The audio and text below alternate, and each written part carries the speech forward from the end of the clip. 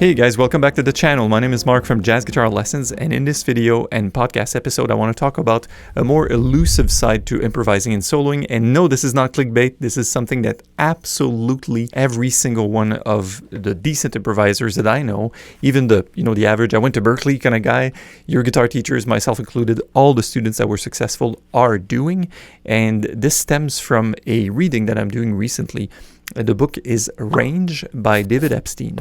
And interestingly, here's a reveal. So I'll go for the big reveal of the video, and then we can hammer it out. I'll even give you 3 precise exercises to be acquainted with that side of playing and how the brain functions. So the reveal is our brain can develop a capacity for self-censorship, or to block off that part of us that censors. That's it. Why is this relevant to improv? So here's the thing. You may be sitting here, and especially coming as a rocker or a classical player, and go, I can learn all these scales.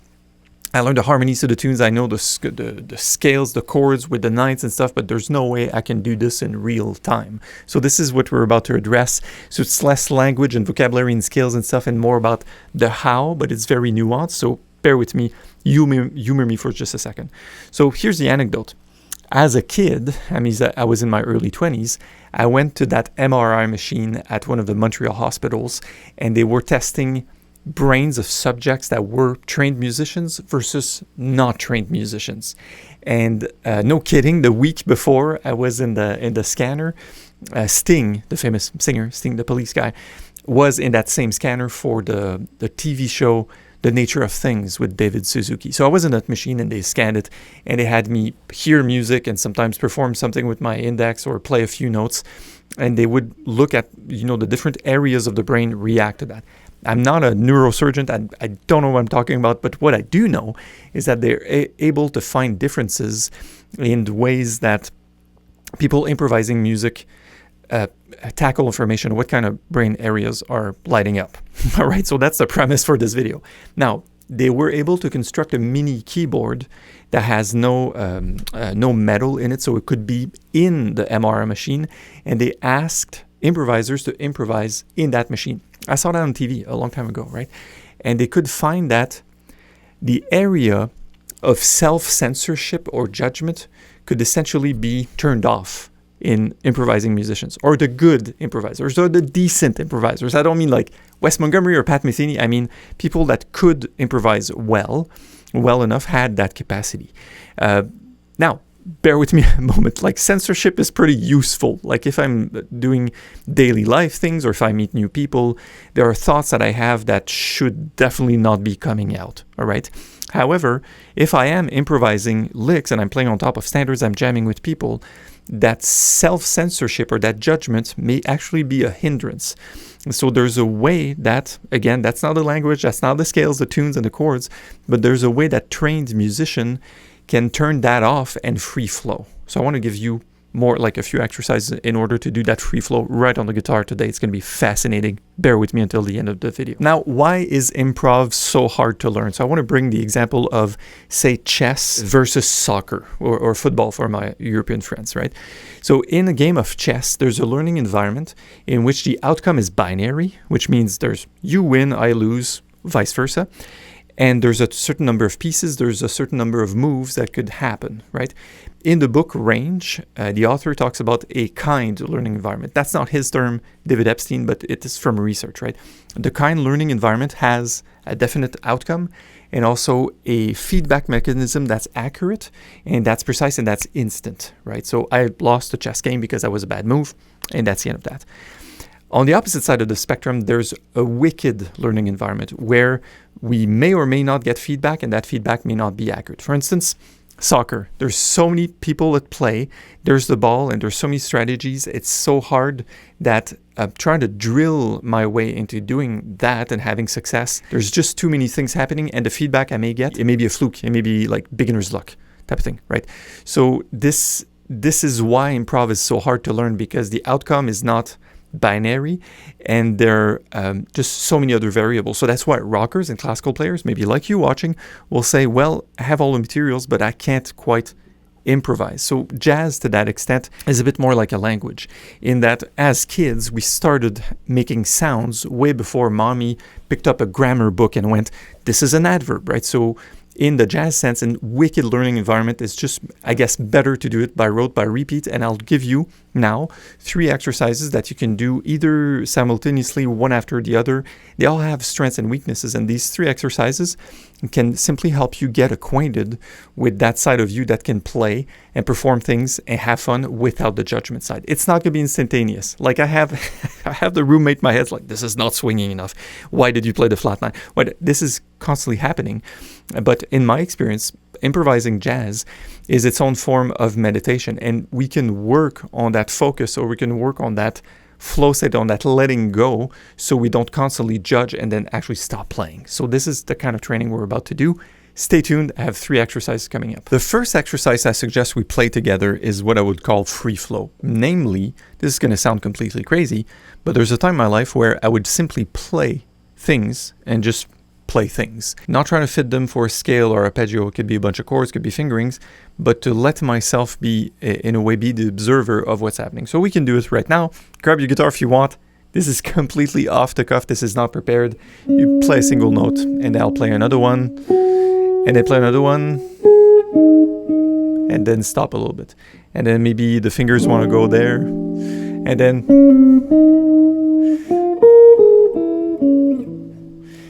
And that's essentially the training, which is people say you play anything. I do, kind of, and I let that little intuitive voice play whatever it feels like. I'm not trying to play within a scale and arpeggio.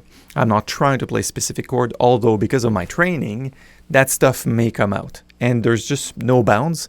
And what I recommend is doing a timer. Do it for 30 seconds, beep, stop, done. Do it for a minute, do it for 2 minutes. It's a lot of fun, actually.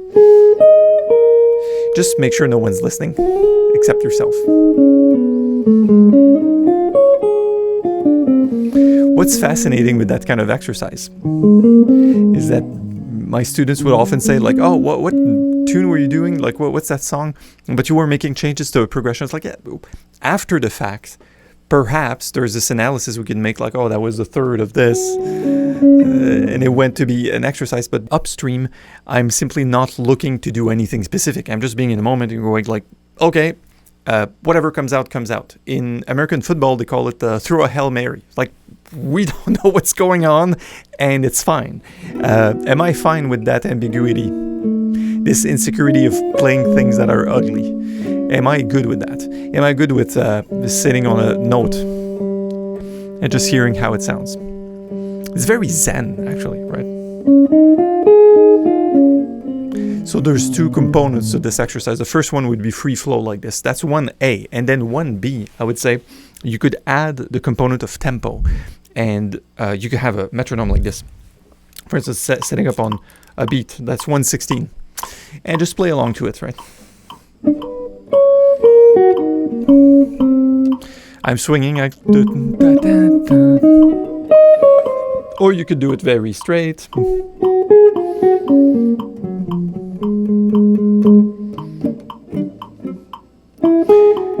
Notice the exercise is I relinquish control over whatever's going to come out. It's like it came out, and that's it.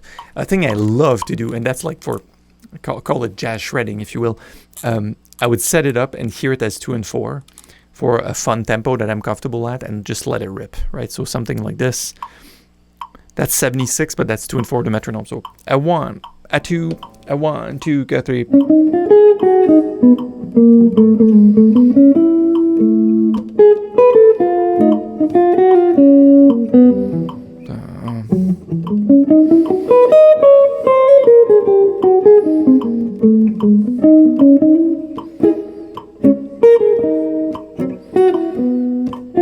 This seems to be an idea I have that's recurring today. Maybe, I don't know why it's coming out. I don't even know the notes. So that doesn't really matter at that point. And I think earlier this morning I was playing Just Friends. So I'm hearing Just Friends. Right? So sometimes I hear an interval. Sometimes I'll be doing this free flow, and I'll be, of course, just hearing a motif and hearing more of a rhythm. So I just latch onto it and I just listen where it's go. No judgment. Is it good? Is it bad? Am I in the form? Like, there's no form. There's no way. Like, there's no way anything I can play is wrong because anything goes. Yeah. So also I recommend this book that I'll put on camera here for you guys called Free Play. It is by Kenny Werner. And can you see this? Yeah. So this is volume 104, and there are musical landscapes on which you can practice playing free like that. So I love the way he did it, the piano player, the author, because it's okay. We can have time and no changes, or we can have just changes like chord changes, but no time, or we could have a very dry like staccato sounds, tack tack tack tack tack, or we can have held notes, or we can have all these metrics that are not necessarily about the harmony or the melody or the rhythm. It's more about like the texture, how it feels, how it sounds. Like fascinating. And then again, seeing what crops up in my mind while I do this free flow is sort of the treat. It's like, oh wow, I'm thinking about lunch right now, right? Or I'm out to lunch, depending.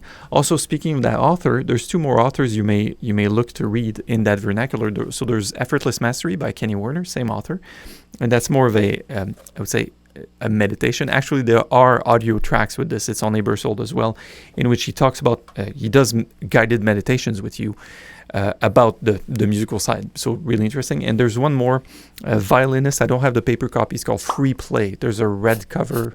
It's Stephen something, Namakovich, something like that. Really interesting because it gives an in into that mental game of playing the music versus what scales or what chords are correct and what kind of practice routine and arpeggios and with string gauge and we kind of pick and what's the amp and whatever. And so that's the first exercise for helping you stop the censorship. As you notice, I'm like playing it and notice if the big censor, the big bad wolf comes up, and then I go, okay, well, you're judging it fine, I notice, but then I'm going to keep playing whatever comes to mind. Second exercise is not actually an exercise. You could do it in combination with the two other ones would be to film yourself and watch yourself. The idea here is I can practice non-judgment while I'm in free flow. I can practice just having anything come out and just rehearse that. And when I go to play my autumn leaves or my summertime or all the things you are, some of that freedom carries over with me. So a bit of that free play, that non-judgment, and the censorship is turned off. It carries with me while I play. So if I film myself and I listen to myself after I listen and watch, I practice non-judgment while I'm not playing. That's really difficult, by the way. So to hear it and just to take it for what it is and not go, I played the wrong note, I should have played the flat nine instead of all of that. You can practice non-judgment during playing, which is way more exciting, or you can practice non-judgment while watching yourself play. That's the second exercise. There's another video on YouTube you can watch here or here. I'll put in the description where I described all the benefits of filming oneself. We do it as far as my coaching program. If you're interested, link in the description. That's mandatory that all my students go through this painstaking process of filming themselves. We give feedback over the videos and the assignments naturally, but also the process is to help the student, him or herself, develop in being able to film, to watch and go, this is how I'm playing. I'm removing any denial from what it is or what it should be or whatever, and I'm posting it to the group with the mentors, the coaches, and also with the fellow students. So it's tremendous exercise. If you haven't filmed yourself or listened to yourself play, this is life-changing. And I'm saying this very consciously. It's mind-altering what you're going to pick up when you hear yourself play. It's fantastic. Okay, recap. So first exercise, free flow. In time, not in time, whatever. Use the free playbook, whatever. Free flow, non-judgment. Second exercise, film and watch, which means I practice not censoring myself while I watch myself, while I'm not busy playing. The third exercise is basically shut up for long enough so that the previous idea rings in my head. And I can do this in the moment, and I can implement this at any time. So I can do a standard improv, a blues improv, and what I do is I call this the instant replay echo, or the echo exercise. When I started to do that, I remember like it was yesterday. I remember where I was. I remember the guitar. I remember what room. I remember what I was wearing. And I started to improvise on a B-flat blues. And I just stopped in between my lines for long enough and pause and rest, and then the form carries over, like the blues keeps going, right? I only allowed myself to play the next thing once the previous thing had digested, so to speak. So the previous thing was echoed in my mind. What's cool is when I do that, it took like 4 bars for me to play something else. I was playing very little, mostly rests. But after a while, one beat would be enough. And if we hear like Keith Jarrett's and Bill Evans and these heavy guys, they could rest a 16th note, and that's all they need for them to digest. So my instructor back then said that's like an emotional resolution. It's not necessarily the 5 to 1, the flat 9 to, it's not that. It's an emotional resolution of all the information that was carried in the previous bars.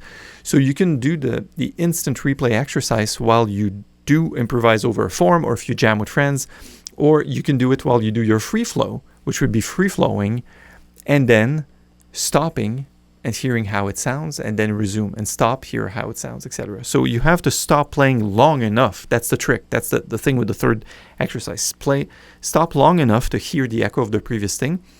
Once it's heard, check, move on. You can do it at any or all time, but that's a more elusive exercise. It's really hard to demonstrate because, unfortunately, even if I do it here, you, the listener, you don't have access to my inner world, like my consciousness. You don't know how long it took, and you don't know how well or how soon that previous idea I played was fully digested. But be aware, if it's your first time doing that, you're going to have really long periods of rests. And one of my instructors in Montreal, another guy, J.S. Williams, said, as an exercise at least, play that form of whatever you're doing, like out of nowhere. I don't care. A bossa nova, whatever. Improvise lines, but only play what you hear, quote unquote. Only play what I hear. And I played. I called him, dude, I'm playing like 3 notes every chorus. It's like, yeah, that's right. You're on your way. It means you're really not fudging anything or letting your fingers take away. You're not BSing. You're developing that deliberateness of playing. So that's partially like an instant replay exercise, which is, hey, can I really cut the BS and just play what I hear? Naturally, this is not sustainable because if I have a gig and someone asks me to take a solo on the B-flat blues, or so what, I don't want to sit there and just rest and go, I don't hear anything, I'm not playing anything. I don't want to play. It's an exercise still. I can fall back on my fudge, on my BS, on my safety net, on the licks that I know fine, but these moments of pure inspiration, what's really fascinating, and I'll leave you with that thought, is that the moments of pure inspiration can be felt and heard by the audience. People were like, oh my God, you were really in the pocket. Analyze this after the fact, put this through your computer. Yeah, the rhythms were cool. That was 8 notes and it was this scale and that scale, what scale. But the level of energy carried by those choices seems to be heavier when it's backed by what I fully hear. So that's pretty intense. It's a pretty intense topic. I hope you enjoyed it. I hope you can take these 3 exercises and at least try to free flow, at least try to watch yourself and play, and even do instant replays. Let yourself hear the echo, because with the best of intentions and hours upon hours of scales and arpeggios and years and even all the standards, if you don't have that more elusive part to the improv, which is actually the turning off of the censorship, if you don't have that and you keep censoring yourself, you may wind up sounding like some of my colleagues and people I know, you sound like a frustrated jazzer. Yeah, people say it's like, oh, that guy sounds like he's eternally not satisfied with his playing. And I think I was there for a long time, and it's it's work in progress for me. So on that note, I'm Mark from Jazz Guitar Lessons. Please like and subscribe. Let me know if you have any questions or comments below, and I will see you in the next episode. Take care. Bye.